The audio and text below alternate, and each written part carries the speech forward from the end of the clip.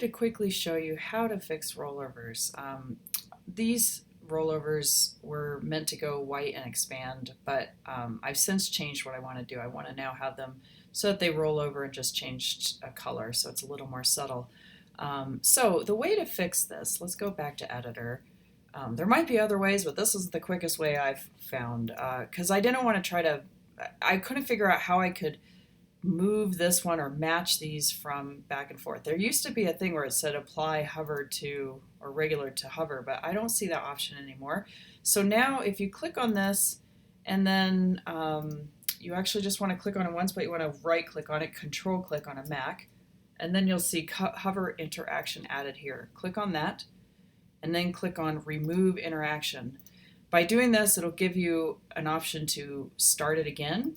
And so now I've done that. So now it took what was in the regular and it gave me a hover that matches it exactly. So I don't have to worry about trying to figure out how the sizing and all that stuff and the color.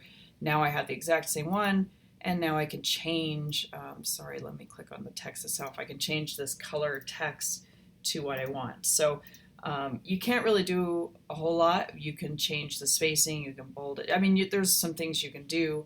I just usually like to do a subtle color change because I think that looks better. So here we have this one again. Let's do preview. I also have these animating in. So if I roll over this now, it's this way, but this one still has that weird zoom and it turns to white. And I found the easiest way is to just start fresh. So click somewhere in your hover area. If you click on the text, it won't give you this option. And then right click on it or control click on a Mac. Click on hover interaction added, remove that transaction or that interaction, and then add it again. And now I have that one identical, so I can now play around with it the way I want.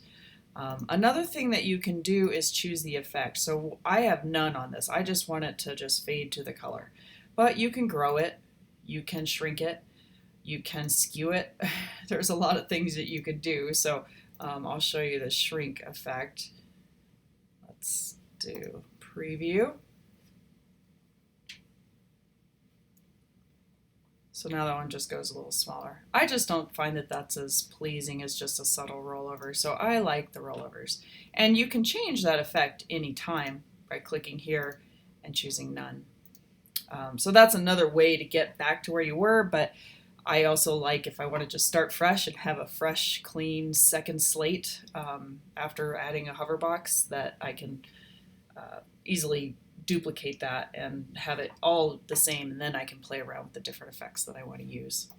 So that's just a quick tip on hover boxes and how to apply the regular instance over to the hover instance so that you can make changes accordingly and kind of have a little more control over it in case it's doing something you don't want it to do and you're struggling with trying to get it to match again. All right, let me know if you have questions about Wix, and happy Wixing.